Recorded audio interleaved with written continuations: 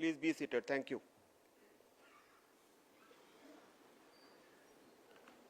On behalf of Air Chief Marshal V.R. Chaudhary, PVSM, AVSM, VM retired, President AFA, I take the honor to welcome all the invitees to the Marshal of Indian Air Force Arjun Singh Memorial Lecture.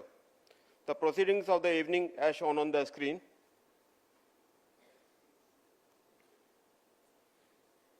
As you all know, Marshal of the Indian Air Force has been an icon of Indian Air Force family. No written words, verses or volume can do the full justice to this legend. It has been a very appropriate decision to have a memorial lecture in the memory and honor of Marshal of the Air Force Arjun Singh Sir. It is matter of great pride for all of us that Honorable Raksha Mantri himself has kindly consented to deliver the maiden guest lecture today for the Marshal of the Indian Air Force Arjun Singh DFC. May I now request Air Chief Marshal V.R. Chaudhary, PVSM, AVSM, VM retired, President Air Force Association, to deliver the welcome address and introduce our esteemed guests to the audience. Thank you.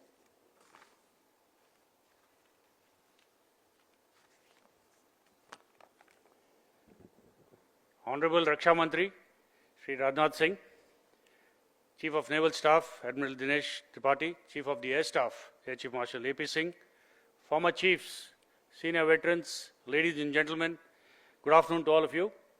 It's my proud privilege to welcome all of you, and in particular our chief guest, the Honorable Defence Minister of India, to this maiden MIAF Memorial Lecture. It was about 3 years ago that I had received a suggestion from the former chief, Air Chief Marshal Suri, who is here with us, who mentioned to me that this month of April, 15th April, marks the birthday of the late Marshal, and we do not have any event to commemorate his birth anniversary or his birth month. So we decided that we will start a lecture in his memory annually in the month of April. The first year, that is in 2023, the USI took on this challenge and conducted the first lecture. The next year, we decided to move it within the Air Force, so the Center for Air Power Studies, CAPS, conducted the second lecture. And most appropriately, my predecessor, Air Chief Marshal Bhadoria, mentioned that I think it was right time for the Air Force Association, the body of Air Force veterans, to conduct this memorial lecture. So here we are today for this maiden lecture being conducted under the aegis of the Air Force Association. Marshal of the Air Force Arjun Singh, Distinguished Flying Cross, has been a rare example of selfless service to the nation. This legend does not require introduction. However, allow me to touch upon a few lesser known facts about his life and his service. Born in the year 1919 in Layalpur, now in Pakistan, he joined the Air Force at the age of 20, was a flying officer at the age of 21. He was a flight commander at the age of 23. He was a commanding officer at the age of 24. He was a wing commander, station commander at the age of 26. He became an air commodore as a PSO to the chief at the age of 31. He became a CNC at the age of 39, served as a CNC for 6 years, and he became the chief as an Air Marshal at the age of 46. Mrs. Teji Singh became the youngest First Lady ever at the age of 34 years. When Arjun Singh was CEO of one squadron, the squadron was awarded with 9 Distinguished Flying Crosses and 1 MBE. This was during the Burma campaign. After the Burma campaign, he got to command the Indian Air Force's first display flight. He was the first station commander of Air Force Station Kohat. That was the only station which was allowed to be commanded by Indian officers. He also was the first to command Risalpur. He became the AOA and the deputy chief before he had taken over as the chief. All of you had seen him till his last years, sprightly, very straight officer who was skilled. I think his fitness came from his skill in playing polo over years. He held a record for 1.5 miles swimming. He was also a keen golfer and played golf well into his 90s. Throughout his career, he had flown about 60 different types of aircraft. Legend has it that as the chief of the air staff, whenever he showed up at air bases, he most often went unannounced. He did not travel in the VIP aircraft, he went in regular transport aircraft. On many occasions, the station commanders had to apologize to him for not being present to receive him. His answer was, "The best welcome I get is seeing everybody doing their duty." After retirement, he served as the High Commissioner to Kenya, the Ambassador to Switzerland, and the Lieutenant Governor of Delhi. During his stint as the Ambassador to Switzerland, a Swiss diplomat had remarked that Arjun Singh spoke with the discipline of a soldier, but the charm of a statesman. During his tenure as Lieutenant Governor of Delhi, political interference increased substantially, and he resigned within a year, refusing to work in an environment where he could not make independent decisions. He was awarded with one of India's most coveted awards, the Padma Vibhushan, for displaying exceptional leadership. In an interview with Mrs. Teji Singh, she was asked to describe him in a few words, and she said, I quote, "I admire most in him his genuine humility, total informality, and lack of any pomposity or conceit. He is incapable of losing his temper and has a lively sense of humor and can laugh at himself." Unquote. The Marshal always considered the Indian Air Force as a family and was very much concerned about the welfare of serving personnel as well as veterans.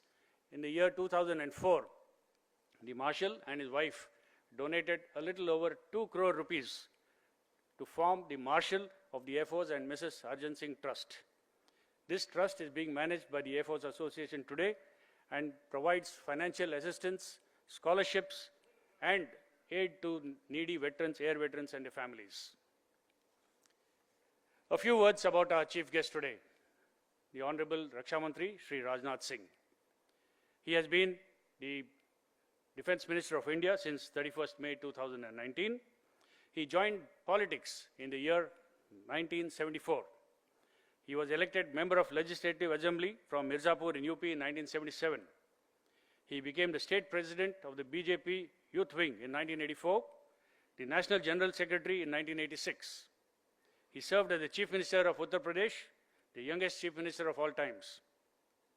He was Cabinet Minister in the Atal Bihari Vajpayee government as Minister for Road Transport and Highways and also as Minister for Agriculture. He has been President of the Bharatiya Janata Party twice, that is from 2005 to 2009, and again from 2013 to 2014. He has been the Home Minister of India for 5 years, from May 14 to May 2019.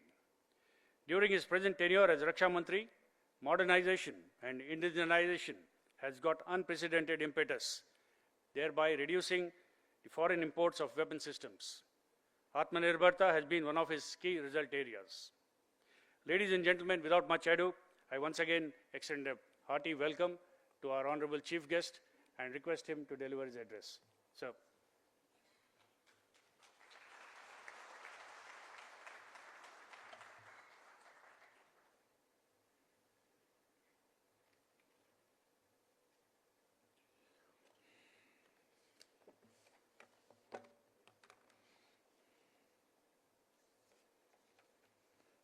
Air Chief Marshal V.R. Chaudhary, retired President of Air Force Association, Admiral D.K. Tripathi, Chief of Naval Staff, Air Chief Marshal A.P. Singh, Chief of Air Staff, Air Marshal Jagjit Singh, Senior Vice President, Air Force Association, यहाँ मौजूद अन्य सभी chiefs of air staff, अन्य officials, veteran और उनकी families के member, media के मित्रों, देवियों व सज्जनों, आप जानते हैं कल पहलगाम में धर्म को निशाना बनाते हुए आतंकवादियों द्वारा किए गए कायरतापूर्ण हमले में हमारे देश ने अनेक निर्दोष नागरिकों को खोया है। इस घोर अमानवीय कृत्य से हम सभी गहरे शोक और दर्द में हैं। सबसे पहले मैं उन सभी परिवारों के प्रति अपनी गहरी संवेदना व्यक्त करता हूं जिन्होंने अपने प्रियजनों को खोया है। इस दुखद समय में दिवंगत आत्माओं की शांति के लिए मैं परमात्मा से प्रार्थना करता हूं। यहां मैं भारत के दृढ़ संकल्प को दोहराना चाहूंगा कि टेररिज्म के खिलाफ हमारी जीरो टॉलरेंस की पॉलिसी है। भारत का एक एक नागरिक इस कायरतापूर्ण हरकत के खिलाफ एकजुट है। मैं इस मंच से देशवासियों को आश्वस्त करता हूं, घटना के मद्देनजर भारत सरकार वो हर कदम उठाएगी जो जरूरी और उपयुक्त होगा।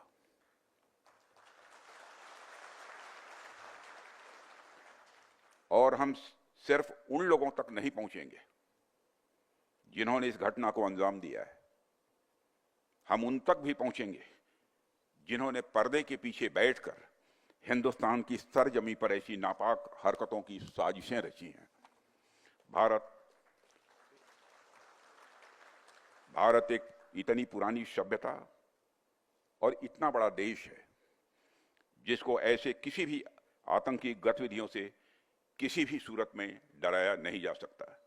ऐसी हरकतों का जिम्मेदार और इसके जिम्मेदार लोगों को आने वाले कुछ ही समय में जोरदार तरीके से नजर आएगा। मैं देशवासियों को आश्वस्त करना चाहता हूं।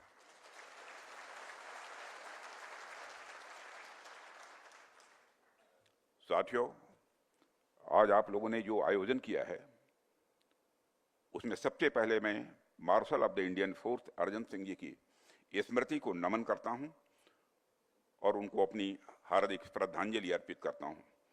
मुझे यह जानकर अच्छा लगा कि आप सभी उनकी स्मृति में यह कार्यक्रम प्रतिवर्ष करते हैं। अपनी बात प्रारंभ करने से पहले मैं भारतीय वायुसेना को उनके अदम्य साहस और पराक्रम के लिए हार्दिक बधाई देता हूं। जिस प्रकार से वायुसेना भारत की सुरक्षा में तत्पर है, उसे देखकर हर भारतवासी अपने को गौरवान्वित महसूस करता है और निश्चिंत रहता है। हमें इस बात का संतोष रहता है कि आपकी छाया में हमारा पूरा देश सुरक्षित है। मेरी ईश्वर से प्रार्थना है कि आपका शौर्य इसी प्रकार आसमान की ऊंचाइयों को छूता रहे। आज आपने जो यहां पर चर्चा के लिए, बातचीत के लिए विषय रखा है, transformation of the Indian force, मैं समझता हूं कि यह विषय न केवल हमारी एयरफोर्स की अब तक की पूरी यात्रा को अपने भीतर समेटता है, बल्कि यह आने वाले समय में इसकी भूमिका को और सशक्त करने के डिस्कोर्स को भी हमारे सामने रखता है। ऐसे कंटेम्प्रोरी और रेलेवेंट टॉपिक के सिलेक्शन के लिए भी मैं आप सबको बधाई देता हूं। साथियों, आज मैं खुद को गौरवान्वित महसूस कर रहा हूं कि मुझे ऐसे ऐतिहासिक व्यक्तित्व के बारे में अपनी बात रखने का अवसर आप सबने दिया है। यह हम सबका सौभाग्य है कि अर्जन सिंह जी जैसे विजनरी मिलिट्री लीडर्स इस देश में पैदा हुए। उनकी लीडरशिप, उनका विजन और देश के प्रति उनका समर्पण इनक्रेडिबल रहा है। वो अपने दौर के एक विजनरी मिलिट्री लीडर तो थे ही, उनका विजन आज भी उतना ही रेलेवेंट है और आज भी वह भारतीय वायुसेना के लिए और हमारे युवाओं के लिए किसी इंस्पिरेशन से कम नहीं है। उनकी जीवनी अपने आप में इतनी मोटिवेटिंग है जो आने वाली कई पीढ़ियों तक हम सभी को इंस्पायर करती रहेगी। मैं देख रहा था कि केवल 19 साल की उम्र में ही उनका सिलेक्शन प्रतिष्ठित रॉयल एयरफोर्स कॉलेज के लिए हुआ था और वहां उनका प्रदर्शन इतना उत्कृष्ट था कि उन्होंने अपनी कक्षा में शीर्ष स्थान प्राप्त किया था। फिर उसके बाद जैसे ही सेकंड वर्ल्ड वॉर की शुरुआत हुई, उसमें उनके स्क्वाड्रन को इम्फाल भेजा गया था, जहां पर उन्होंने अराकान अभियान के दौरान असाधारण नेतृत्व का परिचय दिया। उसके बाद 15 अगस्त 1947 को आजादी की इस ऐतिहासिक अवसर पर अर्जन सिंह जी ने 12 टेम्पेस्ट विमानों के साथ एक भव्य फ्लाई पास्ट का भी नेतृत्व किया था। साथियों, लोगों के पास आर्म्ड फोर्सेज में आने के अलग अलग कारण हुआ करते हैं, लेकिन कुछ लोग ऐसे होते हैं जो बने ही आर्म्ड फोर्सेज के लिए होते हैं। अर्जन सिंह जी वैसे ही थे और इसका पता हमें इस बात से भी चलता है कि जब सेकंड वर्ल्ड वॉर की शुरुआत हुई तो उन्होंने खुद ही रिक्वेस्ट किया था कि मुझे मोर्चे पर भेजा जाए, मैं जंग में जाना चाहता हूं। वह समस्याओं से भागने वाले व्यक्ति नहीं थे, वह समस्याओं का डटकर सामना करते थे। शायद यही कारण है कि आज इतिहास में उनका एक विशिष्ट स्थान बना हुआ है। साथियों, इतिहास में ऐसे बहुत कम लोग होते हैं जो इतिहास का हिस्सा भी होते हैं और इतिहास का निर्माण भी करते हैं। अर्जन सिंह जी उनमें से एक थे। 1965 में पाकिस्तान के खिलाफ युद्ध में जो उनकी भूमिका रही है उससे हम सब अच्छी तरह परिचित हैं। यह उनकी विजनरी लीडरशिप का ही उदाहरण था कि महज 1 घंटे के अंदर इंडियन एयरफोर्स की दुश्मन के खिलाफ काउंटर अटैक उन्होंने प्रारंभ कर दिया। इस महत्वपूर्ण युद्ध में उनकी इनक्रेडिबल लीडरशिप और विशिष्ट सेवा के लिए अर्जन सिंह को भारत के दूसरे सर्वोच्च नागरिक सम्मान पद्म विभूषण से सम्मानित किया गया। बाद में 1966 में चीफ ऑफ एयर स्टाफ से प्रमोट कर उन्हें एयर चीफ मार्शल बनाया गया और अर्जन सिंह जी भारतीय वायुसेना के इतिहास में इस प्रतिष्ठित पद पर प्रमोट होने वाले पहले अफसर बने। साथियों, वैसे तो उनके बारे में जितना कुछ कहा जाए मैं मानता हूं कि वह कम है।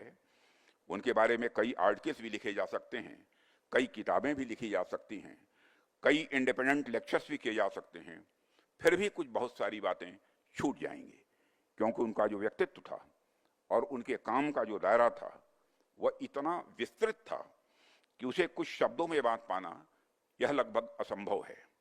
आज भी भारतीय वायुसेना पर उनकी छाप हमें स्पष्ट रूप से देखने को मिलती है और यह बात भी एक हद तक सही है कि जब भी कोई संस्था सफलता की ओर अपने कदम बढ़ाती है तो उसमें उसके फाउंडिंग फादर्स के विजन का बहुत ही इंपॉर्टेंट रोल होता है।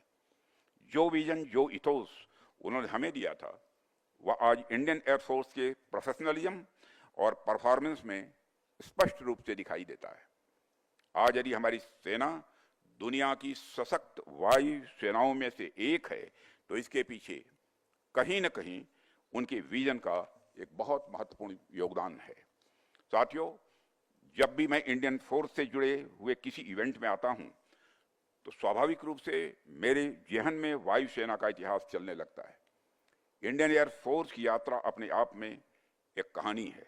कहानी नहीं बल्कि मैं कहूंगा कि यह इपिक है, एक एस्पायरिंग इपिक, एक इंस्पिरेशनल इपिक और एक ट्रांसफॉर्मेशनल इपिक जो सिर्फ आसमान में उड़ान भरने की नहीं बल्कि राष्ट्र की सुरक्षा के सपनों को हकीकत में बदलने की यह एक गाथा है।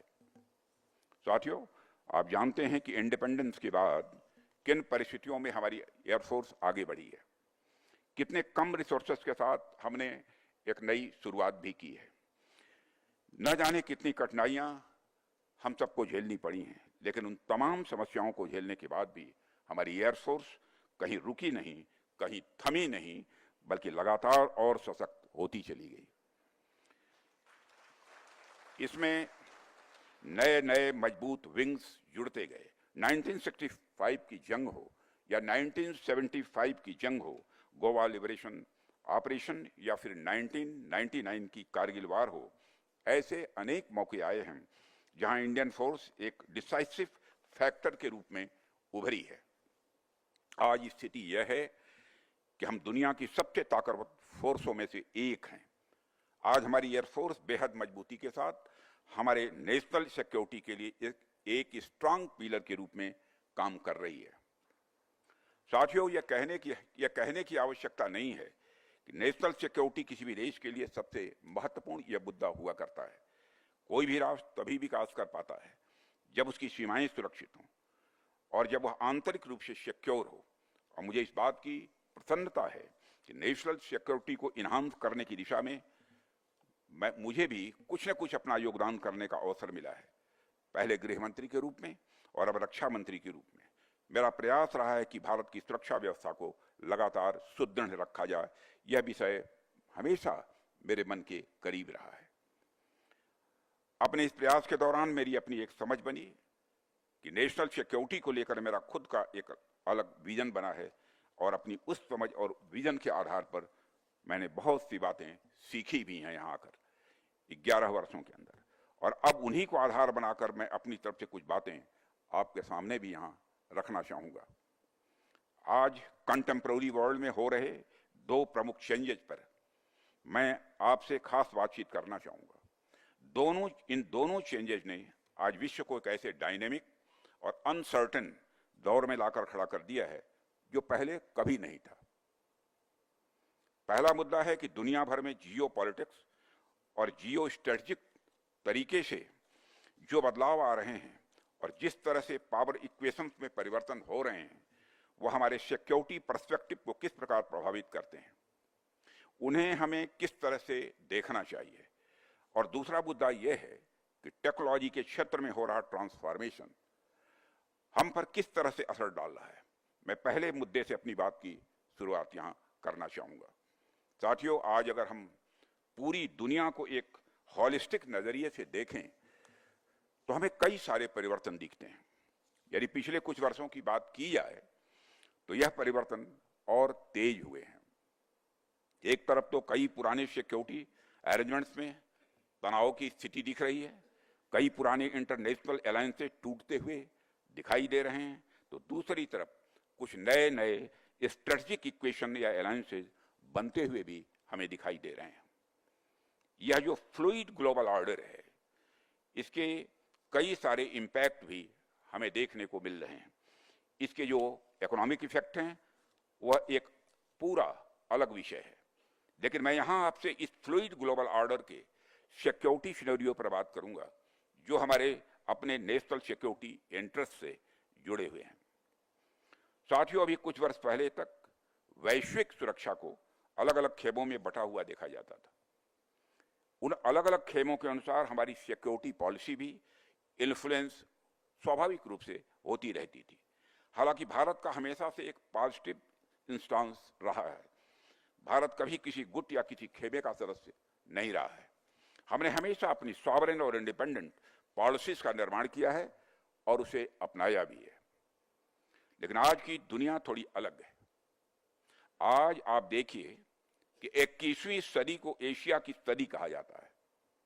इस कारण 20वीं सदी की जो क्रॉस अटलांटिक पावर इक्वेशंस थी वह अब शिफ्ट होकर एशिया की ओर हमारे नजदीक आ गई हैं और इंडो पैसिफिक रीजन आज स्ट्रेटेजिकली दुनिया का सबसे इंपॉर्टेंट रीजन यह बनकर उभरा है। और यह जो परिवर्तन हमें देखने को मिला है इसका डायरेक्ट रिलेशन हमारे नेशनल सिक्योरिटी के साथ है।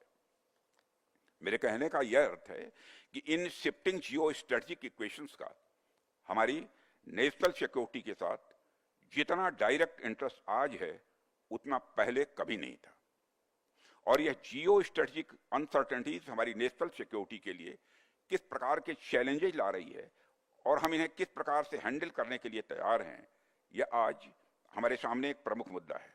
सरकार और पॉलिसी मेकर्स इस दिशा में अपनी ओर से प्रयास कर रहे हैं, लेकिन जाहिर सी बात है इसमें इंडियन एयरफोर्स का योगदान भी बहुत ही इंपॉर्टेंट होने वाला है।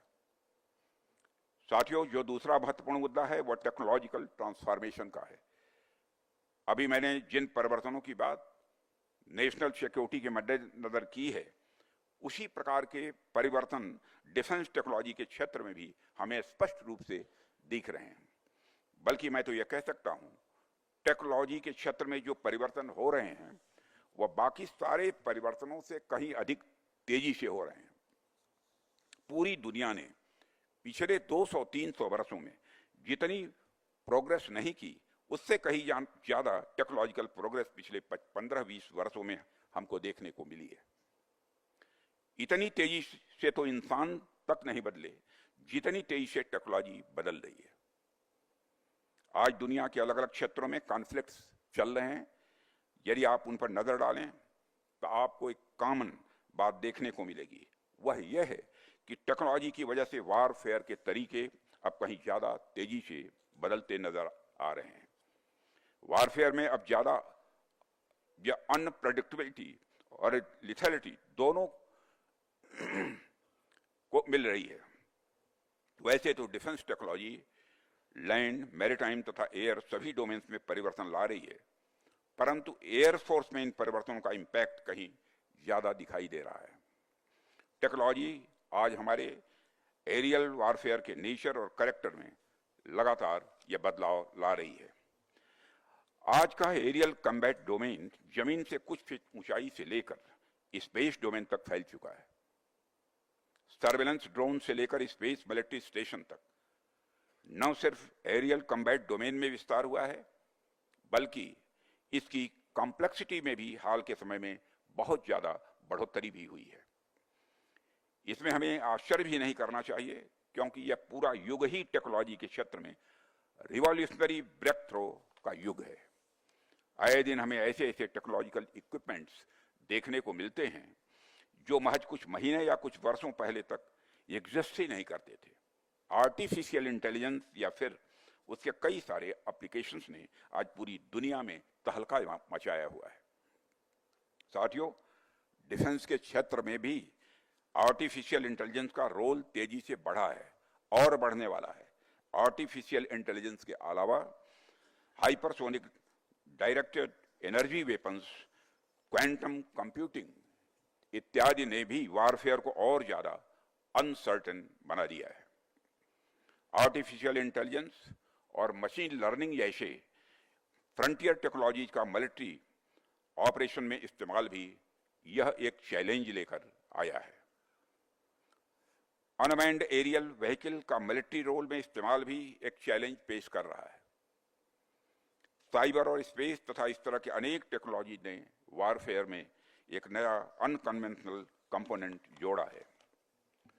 हालांकि कई बार मैं यह भी सोचता हूं कि हम जिन्हें कल तक वारफेयर या का अनकन्वेंशनल तरीका मान रहे थे, क्या वे आज वास्तव में अनकन्वेंशनल रह गए हैं? तेजी से हो रहे टेक्नोलॉजिकल डेवलपमेंट्स के मद्देनजर ये अनकन्वेंशनल मेथड्स तेजी से कन्वेंशनल रियलिटी का रूप लेते हुए नजर आ रहे हैं। आज की स्थिति बताती है कि वारफेयर का जो पुराना हार्डवेयर बेस्ड सिस्टम था, वह अब सॉफ्टवेयर बेस्ड सिस्टम की ओर आगे बढ़ रहा है। और जो कॉन्फ्लिक्ट्स हमें अभी देखने को मिल रहे हैं, इसका आकलन करके एक बात तो निश्चित रूप से कही जा सकती है, और वह यह कि आने वाले समय में वारफेयर भी सॉफ्टवेयर बेस्ड सिस्टम पर ज्यादा डिपेंड करेगा। साथियों, कुल मिलाकर मैं यह कहना चाहता हूं कि परिस्थितियां चाहे जियो स्ट्रेटेजिक हों या टेक्नोलॉजिकल ट्रांसफॉर्मेशन की हों, दोनों परिस्थितियां आज पहले की तुलना में कहीं अधिक कॉम्प्लेक्स हैं। इसलिए आज जब हम सिक्योरिटी पाथवेज के नए नए फॉर्मुलेशंस का प्रयास करते हैं या फिर पॉलिसी फॉर्मुलेशन का प्रयास करते हैं, तो हमें दोनों एस्पेक्ट्स पर, दोनों पहलुओं पर विशेष ध्यान देने की जरूरत है। चाहे शिफ्टिंग ग्लोबल ऑर्डर हो या टेक्नोलॉजिकल चेंजेस, दोनों ने हमारी ओवरऑल सिक्योरिटी सिनेरियो पर डायरेक्ट इम्पैक्ट डाला है। आज हमारी सीमाएं, चाहे वो नॉर्दर्न बॉर्डर हो, वेस्टर्न बॉर्डर हो, ईस्टर्न बॉर्डर हो या फिर इंडो पैसिफिक हो, ये कहीं ज्यादा वल्नरेबल हैं। हालांकि इन सीमाओं पर चैलेंजेस पहले भी थे, इस सच्चाई को नकारा नहीं जा सकता, लेकिन हालिया परिस्थितियों को देखते हुए यह और ज्यादा इंटेंस हो गए हैं। लेकिन मुझे आपसे यह बताते हुए बड़ी प्रसन्नता हो रही है कि पिछले 10 से 11 वर्षों में हमारी सरकार ने इन सिचुएशन को न सिर्फ अच्छे से समझा है, बल्कि उनके अकॉर्डिंग स्टेप्स भी उठाए हैं। 2014 में माननीय प्रधानमंत्री जी ने के नेतृत्व में हमारी सरकार आई। उस समय ही प्रधानमंत्री जी ने हमें एक विजनरी अप्रोच दिया, जिसको फॉलो करते हुए हमने काफी सारी अनसर्टेनिटीज को टैकल करने की शुरुआत की थी। यदि हमारी सरकार द्वारा उठाए गए स्टेप्स की मैं बात करूं तो उसमें तो लंबा समय लग जाएगा, लेकिन मैं एक महत्वपूर्ण बिंदु की बात यहां पर जरूर करना चाहूंगा, और वह बिंदु है आत्मनिर्भरता का, सेल्फ रिलायंस का। आत्मनिर्भरता के अपने प्रयासों के माध्यम से हमने अपने आर्म्ड फोर्सेस, खासकर एयरफोर्स के ट्रांसफॉर्मेशन का बीड़ा उठाया हुआ है। और हम इस बात को अच्छी तरह जानते थे कि राष्ट्रीय सुरक्षा जैसा महत्वपूर्ण मुद्दा आउटसोर्सिंग के दम पर लंबे समय तक नहीं चल सकता है। यहां आउटसोर्सिंग से मेरा आशय है इंपोर्ट डिपेंडेंस। वह कहीं ना कहीं हमारी नेशनल सिक्योरिटी को कंप्रोमाइज कर रहा था। हमें अब डिफेंस सॉवरेनिटी की ओर जाना था और हमने उसके ऊपर कार्य करना यह प्रारंभ किया है। इसलिए हमने देश के अंदर ही डोमेस्टिक डिफेंस मैन्युफैक्चरिंग पर विशेष बल दिया है, जिसके सकारात्मक परिणाम आज हमें देखने को मिल रहे हैं। आज न केवल पब्लिक सेक्टर में डिफेंस मैन्युफैक्चरिंग का अनपैरेलल्ड ग्रोथ हुआ है, बल्कि प्राइवेट सेक्टर भी डिफेंस मैन्युफैक्चरिंग में बढ़ चढ़कर आज हिस्सा ले रहे हैं। जैसे जैसे डिफेंस प्रोडक्शन का क्षेत्र हाई टेक्नोलॉजी ओरिएंटेड होता जा रहा है, वैसे वैसे स्टार्टअप्स और एमएसएमईज की भूमिका भी तेजी से बढ़ती जा रही है। ये डिफेंस इनोवेशन के बैकबोन साबित हो रहे हैं, क्योंकि इनके पास क्रिएटिविटी और एजिलिटी तो है ही, उसके साथ साथ इनके अंदर रिस्क लेने की क्षमता भी है। मुझे लगता है कि आने वाले समय में हाई टेक वारफेयर में प्राइवेट सेक्टर, स्टार्टअप्स और एमएसएमईज की भूमिका और अधिक बढ़ने वाली है। साथियों, इंडियन एयरफोर्स ने जिस प्रकार से आत्मनिर्भरता के हमारे प्रयास को सपोर्ट किया है, वह सराहनीय है। एविएशन सेक्टर में आत्मनिर्भरता लाने में इंडियन एयरफोर्स का निश्चित रूप से बहुत बड़ा योगदान रहा है। मुझे जानकर खुशी हो रही है कि इंडियन एयरफोर्स ने आईडेस स्कीम, मेक कैटेगरी और टेक्नोलॉजी डेवलपमेंट फंड के अंतर्गत अनेक ऐसे प्रोजेक्ट्स लॉन्च किए हैं जो अभी डेवलपमेंट के विभिन्न स्टेजेस पर हैं। इंडियन एयरफोर्स का रिसर्च एंड डेवलपमेंट, मैन्युफैक्चरिंग और ऑपरेशनल इंटीग्रेशन की तरफ बढ़ावा देने की ओर उठाएगा, यह कदम सराहनीय है। साथियों, आज के टेक्नोलॉजिकल रिवॉल्यूशन के दौर में एरोस्पेस इंडस्ट्री सबसे ज्यादा हाईटेक तथा नीच टेक्नोलॉजी फील्ड है। इसे ध्यान में रखते हुए इंडियन एयरफोर्स आज उपलब्ध मॉडर्न टेक्नोलॉजी के एडॉप्टेशन पर ध्यान तो दे ही रही है, इसके साथ ही नेक्स्ट जनरेशन फाइटर एयरक्राफ्ट के डेवलपमेंट की दिशा में भी काम कर रही है। इसके अलावा इंडियन एयरफोर्स ने डीआरडीओ, एडीए, एचएएल और बीएल जैसी संस्थाओं के साथ में मिलकर जिस तरह से काम किया है, वह काबिले तारीफ है। साथियों, मैं यहां एक और बात आपसे बताना चाहूंगा। एयरफोर्स की जरूरत को ध्यान में रखते हुए एरो इंजन डेवलपमेंट हमारी सरकार की प्रायोरिटी एरिया है। हम इस पर लगातार काम कर रहे हैं। हमने सभी अवेलेबल ऑप्शंस को अच्छी तरीके से एनालाइज करके एक डिसीजन की ओर बढ़ने का प्रयास किया है। हमारी कोशिश है कि यह इंजन को डेवलपमेंट और को प्रोडक्शन के मॉडल पर फुल इंटेलेक्चुअल प्रॉपर्टी राइट्स के साथ भारत में ही बने, और मैं आपको आश्वस्त करना चाहता हूं कि जल्दी ही इस लक्ष्य को हम हासिल करके रहेंगे। साथ ही यह हमारी स्पेशल ज्योग्राफिकल और स्ट्रेटेजिक रिक्वायरमेंट्स के अनुरूप हो। मुझे आपको बताते हुए खुशी हो रही है कि हम जल्द ही क्षेत्र में कुछ महत्वपूर्ण डिसीजन लेने वाले हैं या करने वाले हैं। और साथ ही हमारी यह भी कोशिश रही है कि हमने जो भी प्लेटफॉर्म्स और इक्विपमेंट देश के अंदर डेवलप किए हैं, उनके इंडिजिनस कंटेंट में भी लगातार वृद्धि होती रहे। और मुझे यह कहते हुए खुशी हो रही है, ये सारी चीजें हो भी रही हैं। 5th जनरेशन फाइटर एयरक्राफ्ट और एलसीए मार्क 2 के डेवलपमेंट पर सरकार विशेष ध्यान दे रही है। एलसीए प्रचंड के एडिशनल नंबर्स की प्रोक्योरमेंट को सरकार से स्पेशल अप्रूवल भी हाल में मिल चुका है। एलसीए मार्क 1 के एडिशनल ऑर्डर्स अभी प्रोग्रेस में हैं। इसके अलावा कई एयर डिफेंस सिस्टम पर भी काफी हद तक सेल्फ रिलायंस अचीव की जा चुकी है। यदि मैं उनके नाम गिनाऊं, अस्त्र mark 2, Pralay, smart anti field weapon, यंजी एंटी रेडिएशन मिसाइल तथा very short range air defence system जैसे कई वेपन सिस्टम प्रोडक्शन और डेवलपमेंट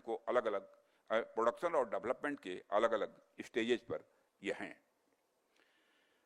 साथियों, हमारे साइंटिस्ट्स, इंजीनियर्स और डेवलपर्स ने आत्मनिर्भरता के हमारे प्रयासों को पूरी तरह से सपोर्ट किया है।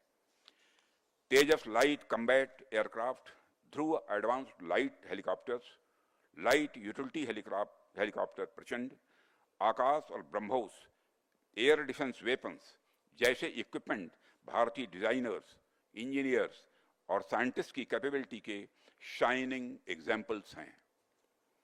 साथियों, इन सारी बातों का जिक्र मैंने इसलिए किया है ताकि मैं यह बात आप अंडरलाइन कर सकूं कि हमारे एयरफोर्स ने बदली परिस्थितियों के अनुसार खुद को अपडेटेड रखा है। हमारी सरकार भी इंडियन एयरफोर्स के ट्रांसफॉर्मेशन को लेकर पूरी तरह से कमिटेड है। हमारा यह कमिटमेंट है कि भारतीय वायुसेना को इस पूरे रीजन में एक डोमिनेंट पावर के रूप में इस्टेब्लिश किया जाए। आत्मनिर्भरता की हमारी जर्नी एक शेयर्ड रिस्पॉन्सिबिलिटी है। इसके लिए कमिटमेंट, कोलैबोरेशन और यूनिफाइड विजन आज के वक्त की जरूरत है। माननीय प्रधानमंत्री जी के नेतृत्व में हमारी सरकार यह इंश्योर कर रही है कि भारतीय वायुसेना की आज की और भविष्य की जो भी आवश्यकता है वह पूरी तरह से फुलफिल हो। आसमान में जो आपकी उड़ान है वह और भी ज्यादा ऊंची हो। जब हमारी वायुसेना वेल इक्विप्ड होगी, जब हमारी वायुसेना मजबूत होगी, जब हमारी वायुसेना हाईली टेक्नोलॉजी ओरिएंटेड होगी, तो निश्चित रूप से भारत की नेशनल सिक्योरिटी भी इन्हांस होगी और वैश्विक पटल पर भारत एक चमकते सितारे की भांति उपस्थित होगा। मुझे पूरा विश्वास है कि भारतीय वायुसेना अपनी फॉर्मिडेबल लेगेसी को हमेशा बनाए रखेगी। अर्जन सिंह जी जैसे हमारे पूर्वजों का जो सपना था, एयरफोर्स उस सपनों को साकार करेगी और आने वाले समय में अपने मोटो यानी नवः स्पृशम दीप्तम को साकार करते हुए दुनिया की सबसे सशक्त वायुसेना के रूप में उभरेगी, ऐसा मेरा विश्वास है और इसके लिए मेरी शुभकामनाएं हैं। साथियों, आज इस सभा में हमारे वेटरन्स भी मैं देख रहा था मौजूद हैं और आपसे मैं ये कहना चाहता हूं कि आज इंडियन एयरफोर्स जिस ताकत और रेजिलियंस के साथ एक डोमिनेंट एयरफोर्स की तरफ उभरी है, इसमें आप सबका अपने अपने कार्यकाल के दौरान एक बहुत बड़ा योगदान रहा है। मैं उसकी सराहना करता हूं। यह आपकी फोरसाइट और गाइडेंस ही है जिसने इंडियन एयरफोर्स को इस ऊंचाई तक लाकर खड़ा किया है। इसी और आशा और विश्वास के साथ मैं आप सभी को भविष्य के लिए ढेर सारी हार्दिक शुभकामनाएं देता हूं। अपनी बात समाप्त करता हूं। आपने मुझे यहां आमंत्रित किया, अपने विचार रखने का अवसर दिया, इसके लिए आप सबका बहुत बहुत धन्यवाद। लेकिन इस अंत के बाद भी एक अंत है। अंत में सीमा पार से समर्थित आतंकी घटनाओं के संदर्भ में, सीमा पार से समर्थित आतंकी घटनाओं के संबंध में अपनी एक बात रखते हुए मैं अपना निवेदन यहां समाप्त करना चाहूंगा कि history is witness to the withering away of the nations, not due to the action of the adversary, but due to the result of their own misdeeds. I hope people across the border look at lessons of history more closely. इतिहास गवाह है कि राष्ट्रों का पतन उनके दुश्मनों की हरकतों की वजह से नहीं, बल्कि उनके अपने कुकर्मों की वजह से हुआ है। मुझे उम्मीद है कि सीमा पार के लोग इतिहास के इन लेसन्स को बड़े करीब से देखेंगे। यही शब्दों के साथ आप सबको बहुत बहुत धन्यवाद।